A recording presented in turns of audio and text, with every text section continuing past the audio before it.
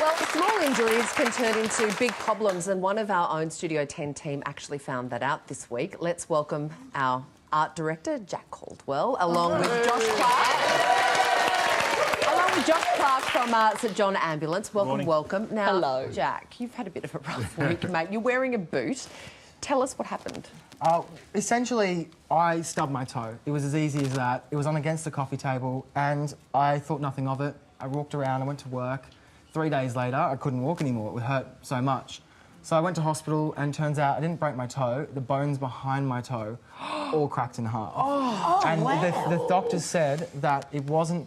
If I had gone to the hospital first, I wouldn't have caused all the muscular damage. I wouldn't have done anything like that. It would have been just a tiny stress fracture. And because I ran around for 3 days, I made it a lot worse. You're getting a pay rise, right? Right. No, that's not over it. Oh, how awful. You're going through a tunnel, I can't hear you. Because, Josh, I mean, this sounds horribly painful and awful. Is it quite a common occurrence that you see happen with people? It's probably not as dramatic as the injury as you've experienced, but certainly, prolonging actually seeking that additional assistance is probably something that young males quite commonly do quite often. We don't realise what we've actually achieved or what we've done. So, yeah, it can be quite common. Also, it's a bit common here too. Denise old has ladies. done in the past some Well, things. I went over on my foot and he said, I think you'll need a steroid injection in that. So as soon as he said injection, that was it. I didn't do anything, left it for about 8 months and then ended up putting my back out, my hip out, everything. If I'd have gone and done that straight away, I did all those muscular things that, anyway. Because Jack was actually, you were actually told to go to the hospital and you came to work instead, so high fives. No. But it's true, isn't it? You felt like you had to, I just didn't think it was that bad. They were like, oh, go to the hospital, get x-rays, rah, rah, rah. The doctor, when they saw me, was like, look, I think it's broken. You should do anything. You should do something, but it could also not be broken. We don't know yet. So I just took it could also not be, and went with that one. Yeah. The positives. So what should we do in that situation? Because people would argue that we over-worry about things all the time. I love Google. I love diagnosing myself on the internet, which is really, really bad. I thought I had leprosy last week. Turns out I just cut myself shaving.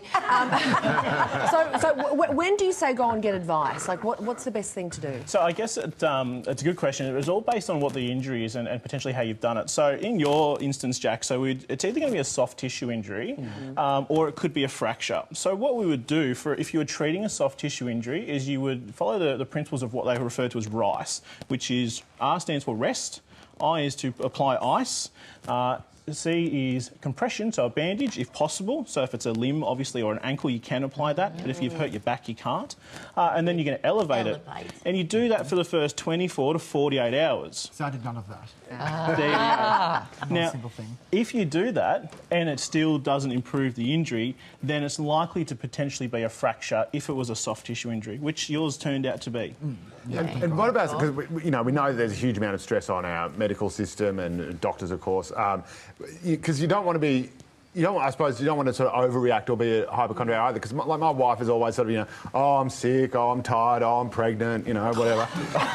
Careful, Joe. You'll start saying, oh, I'm dead in a minute. Oh, I'm dead. But, like, is there a line between panicking at everything and thinking you have leprosy and knowing when to call the doctor? Definitely there is. And I think a really good starting place is to actually do a first aid course, because that will kind of give you some base ground knowledge that you would be able to then make an informed decision. The other thing as well is go and see your GP. So you mentioned that the hospitals are really overworked, and they are. So is our AMBOs. It's really a lot of work out there. So don't forget your family doctor is a really good point of call to get that additional advice and seek that help. Josh, every year I promise myself I'm going to learn CPR and do a first aid course. I never get around to it. How long do these courses take?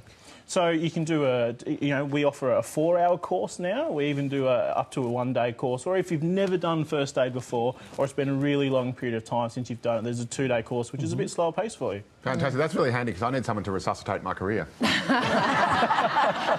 No, you're still alive and kicking. And also, if you do a St John's ambulance course before the end of January, they'll give you a free kit, a first aid kit, and you have definitely. one here Yeah. worth $104, which is so good to have in your cupboard. What, bandages, all sorts Absolutely. of stuff. So, I mean, if we talk about soft tissue injuries, and, you know, this is our medium leisure, and this is really our family first aid kit. So perfect. So in Jack's case, he had his injury. We'd get our instant ice pack out, so that would apply the ice, and then we'd rest it, and that would be, you know, sitting up And with a leg raised, exactly, and then applying one of the compression bandages, which is in there as well. So it covers everything, yeah. The other got brandy thing in there? is, it's coming up for swimming.